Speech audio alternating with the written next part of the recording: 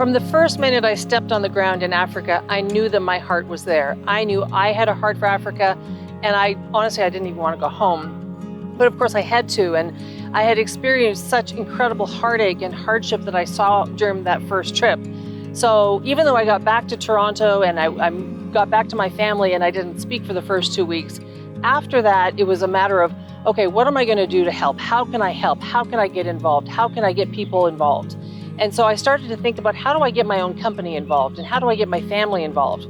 Well, the challenge was Ian was not at all interested in what was happening in Africa. He was interested in what was happening with our business and with our family. And so my question to him was, why won't you come with me? I started going back and forth and raising money and building orphanages and helping save children's lives. But he said, until there's a Four Seasons hotel in Africa, I am not interested in going there. Now, for those of you who don't know the Four Seasons, it's a beautiful 5-star hotel. And his goal in life was to stay at all of the Four Seasons hotels around the world before he died, which I thought was a fabulous idea. But then I'm in Africa and I want to be in Africa, but I'm stuck in Canada. So I continued doing what I was doing. The business continued, but I struggled. I really had a hard time getting dressed in the morning, putting on a nice suit, getting in my fancy car, and going to work with some of my dearest friends and people in consumer packaged goods and getting excited about trying to help promote a new cereal brand or something like that. I just really struggled with it. And so I knew that I needed to do something different, and I knew that I needed to close my business. And I will go so far as to say that I felt God telling me to close my business. But I didn't really know how to do that. And, I thought I should sell my business because that would make more sense, because then I would have more money to give God. But that was not the lesson that he was teaching me. And so there was this monster step of faith. I mean, when I talk about taking the step of a journey of faith, then there's the giant step of faith where I decided that I would close my business. And it was a multi-million-dollar company. We were one of the largest marketing companies in all of Canada. And my husband worked there. So we had to figure out how this was going to work. So in the end, I'll fast forward and tell you that we ended up closing the business, and we waited for about a year before the Lord showed us what to do. And we ended up starting an organization called Heart for Africa, which is where we are now. And my husband is the CEO, and we live in Africa. So never say never. You certainly want to be careful about that. And we ended up we were leading 11-day service trips and taking people from all over North America, the US and Canada, and bring them on 11-day service trips to come and serve in Africa. So we would come to a country called Swaziland, which is now called Eswatini. We were in Malawi, we were in Kenya, and we were coming alongside orphanages to try to help them become self-sustainable. And Ian was very frustrated with this because he felt like we were just putting Band-Aids on things. And he is not, he wanted to fix things, he wanted it to be more permanent, but we weren't able to do that. And our children, Spencer and Chloe, were coming along for the ride. So when Chloe was 8 years old and Spencer was 10 years old, every summer they would come with us and lead literally thousands of people on these 11-day service trips. And it was exhausting, but exhilarating at the same time. Our children supported us back then and continue today to be our biggest supporters. In fact, our son Spencer recently married. He got married, and he married someone he met on an 11-day service trip in the country of Eswatini. She was here, her father was a dentist, and she came on the trip, and they met when they were 14 years old, and they got married. So you just never know what's going to happen on something like this. But that was how the journey began. And so we're in Africa, we're serving in Africa. I'm excited about it, but Ian is frustrated. One day, he has a vision or an idea. I'm not sure. I don't want to put words in his mouth. But he felt that the Lord was telling him that we need to buy a piece of land. And because we're trying to help these other homes or orphanages become self-sustainable, but it really wasn't something that they were wanting. So we can't force something on them that they aren't looking for themselves. So he thought, let's get a piece of land. And I thought, well, okay, what are we going to, how are we going to do that? Well, long story short, we found a piece of land. It was 2,500 acres or 1,000 hectares. It was $1 million, and we were about $1 million short of $1 million because we were a new charity. We just started this organization called Heart for Africa. And I was very skeptical. And so we found this land. We didn't have the money. And I'm saying to Ian, what are we going to do with the land? Like, it's bush.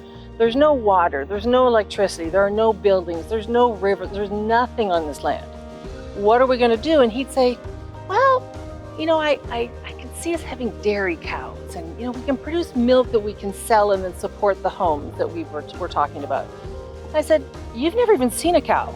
You're a city boy. And he said, well, we'll grow vegetables. We can grow vegetables, we can sell vegetables, and then we can generate income to support these other orphanages. And I said, you don't even eat vegetables. How are we going to do that? Well, needless to say, I wasn't a very supportive wife, which I should have been, considering I was the one who was dragging him to Africa, and he had this big idea. So we end up meeting a man in a boardroom in Alpharetta, Georgia, who says to us, God has given me a vision, and let me tell you about it. And he starts describing this piece of land, and there's dairy cows, and we're growing vegetables, and there are children, and there's children running around, and there's vocational training. And I start to cry. And Ian, my husband, gives this guy a timeout. And you don't normally give, multimillionaires a timeout in their own boardroom. And he said, I need to tell you about this vision. I need to tell you about this land. So Ian explains a little bit, and the guy says, well, how much is the land? And Ian says, it's $1 million. And the man pauses, and he said, well, $1 million isn't really that much. And he wrote us a personal check in 2008 after the crash, 2 days after the crash. That's how God works. And so suddenly we have this piece of land in Africa, and what are we going to do with it? Well, we fast forward, we actually live on that land, and I'm standing on that land right now as I talk to you. And we focus in 4 specific areas, because being focused is really important, and being focused on what the Lord called us to. So we focus in 4 areas: hunger, orphans, poverty, and education. And of course, the acronym is HOPE, which every good marketer wants to have an acronym that works.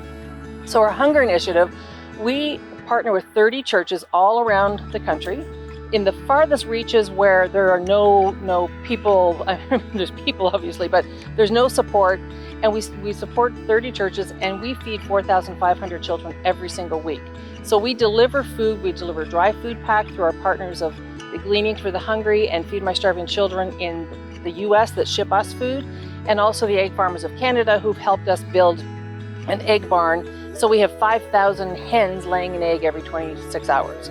So we feed 4,500 children every single week. And our farm, the vegetables that Ian saw, are also part of that we can help deliver. The orphan program is children. And that goes back to my heart for these orphaned and abandoned babies, these young girls who are having babies and dumping them in pit latrines.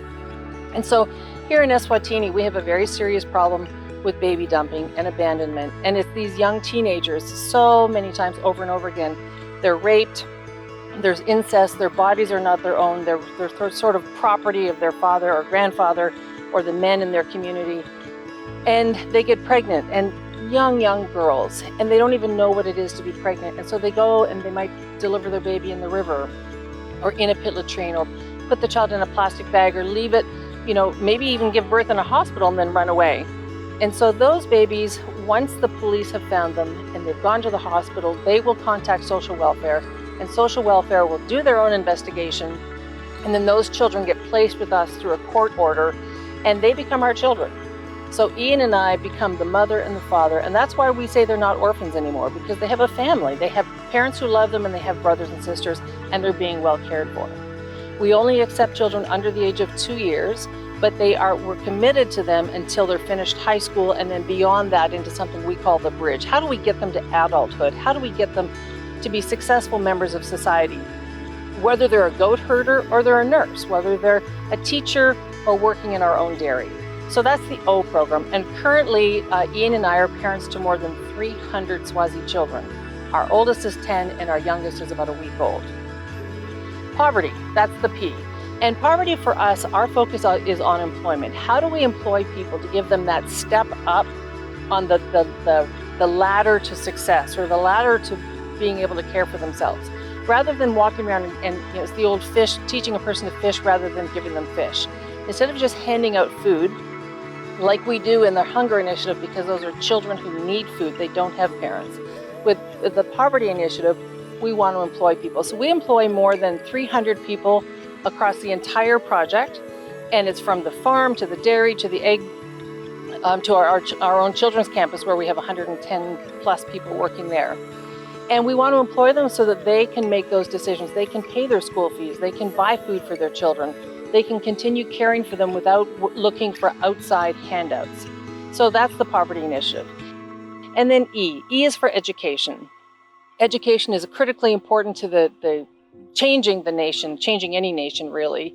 And in fact, Nelson Mandela, the former South African president, said that it's the most important weapon that you can use to change the world. So we have our own schools. We have children from primary or preschool all the way through to 4th grade. And because we only accept children under the age of 2 years, we know when we need a 5th grade, when we need a 6th grade, and each year we need to build on a classroom. We also do adult education, which we think is very important. So we're educating everyone on the farm. Twice a month we bring in special people to talk about anything from HIV to tuberculosis to now COVID-19. But we also talk about domestic violence and, if laws have changed. In 2019, it was the first time that this country had a domestic violence law. So up until 2019, it was not illegal to beat or rape your wife. Now that we have that law, we can bring police in and start communicating to our staff, to the men, hey, it's illegal to beat your wife, it's illegal to rape your wife, so don't do it. And to the women, here's who you can report it to if that's happening in your own home. So that's hunger, orphans, poverty, and education. And I often think, what would my life be like if I hadn't said yes? And sometimes people will say to me, because of your act of obedience, all these children's lives have been saved. And if you hadn't done this, all those children would be dead. 300 children would be dead. And I disagree with that, because I believe that God numbers our days and He has a plan for our lives, just He has a plan for mine as He has a plan for yours. And I don't think if I was not obedient that the children wouldn't be alive. Would the buildings they live in look the same as the ones I've designed? No. Would the farm they live on look differently? Yes. I think they would be alive. But here's the scary part for me. I would have missed the blessing. I would have missed the opportunity to pick up a child and hug them and love them. We love children back to life. We bring in children who are severely malnourished. They're suffering with HIV. They've been beaten, they've been sexually abused, and I would have missed the opportunity to be a part of their lives and to be their mom. And that to me, it scares me, because maybe I missed other things, but I don't ever want to miss out what God's plan is for me, because His plans are perfect. They are not our plans, but they are in fact perfect. So I encourage you today, as you're thinking about, whose life might you be able to impact, or what does God want you to do? Is He whispering something in your ear that you're like, oh, I'm afraid to do that? Don't be afraid. Just take that first step of faith, because you might save somebody's life.